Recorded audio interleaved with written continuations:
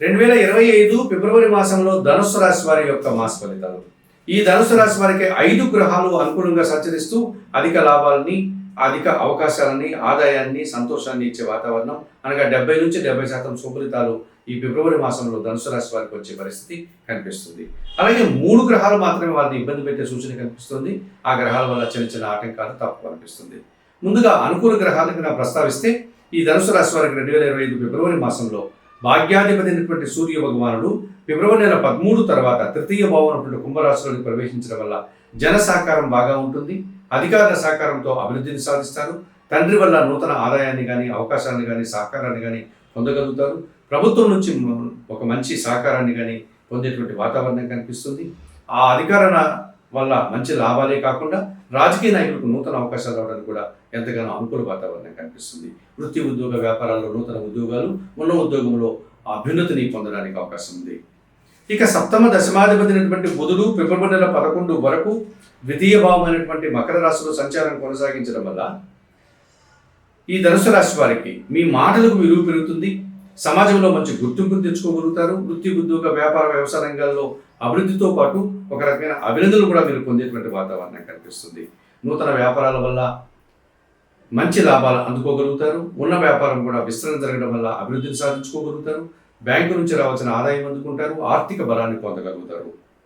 షష్టమ లాభాధిపతి అయినటువంటి శుక్రుడు ఈ నెలంతా కూడా చతుర్థ భావంలో మీనరాశిలో సంచారం కొనసాగించడం వల్ల కుటుంబంలో సంతోషకర వాతావరణం ఉంటుంది. పోటీ ప్రపంచంలో స్త్రీజన సహకారంతో విజయాన్ని సాధిస్తారు.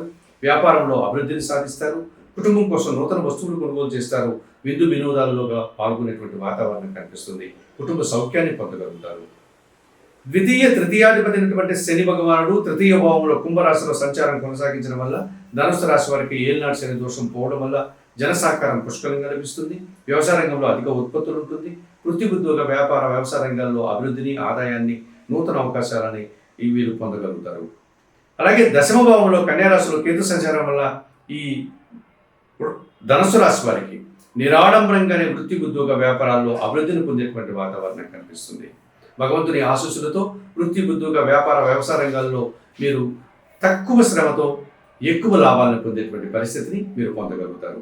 2025 ఫిబ్రవరి మాసంలో ఈ ధనుసు రాశి వారికి సూర్య భగవానుడు, బుధుడు, శుక్రుడు, శని, కేతువు 5 గ్రహాల అనుకూలత వల్ల 70 నుంచి 70% సుఫలితాలు పొందడానికి అవకాశం ఉంది. అలాగే పంచమ వ్యయాధిపతి అయినటువంటి కుజుడు సప్తమ భావంలో మిథున రాశిలో సంచారం కొనసాగించడం వల్ల అకారణంగా జనాలతో మనస్పర్ధలు రావడానికి అవకాశం కనిపిస్తుంది. ముఖ్యంగా సంతానంతో కానీ లేకపోతే మీకు ఆత్మీయులతో కానీ వారికి అనవసరమైనటువంటి అభిప్రాయ భేదాలు రావడం వల్ల మీరు అశాంతికి గురవుతారు.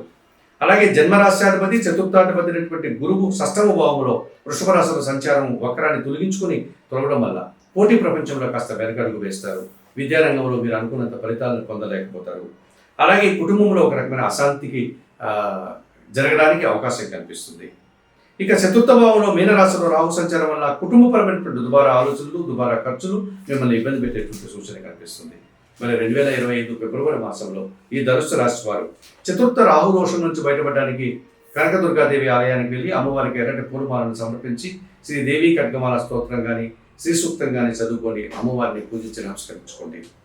షష్టమ గురుదోషం నుంచి బయటపడడానికి సిద్ధి సాయినాథుని ఆలయానికి గురువారం రోజు వెళ్ళి ఆయన స్వామివారికి అర్చనాది కార్యక్రమాలు నిర్వర్తించండి. పసుపు వర్ణ అరటిపండును నివేదన చేయండి. ఇక సప్తమ కుజదోషం నుంచి బయటపడడానికి నిత్యం సుబ్రహ్మణ్య స్వామిని ఆరాధించండి. మంగళవారం రోజు సుబ్రహ్మణ్య స్వామికి అభిషేకాన్ని నిర్వర్తించండి. అలాగే 1 కేజీ కందిపప్పు పేదవారికి కానీ, మీ కుటుంబంలో పనిచేసే పనివారికి కానీ దానం చేయండి. మరి 2025 ఫిబ్రవరి మాసంలో ఈ ధనుసు రాశి వారు చెప్పిన విషయాలన్నీ స్వీకరిస్తూ, పరిహారాలు పాటిస్తూ, ఆయుర ఆరోగ్యాలతో ఆర్థిక అభివృద్ధిని పొందాలని మనస్ఫూర్తిగా కోరుకుంటూ సర్వే జనా సుఖినో భవంతు. నమస్కారం.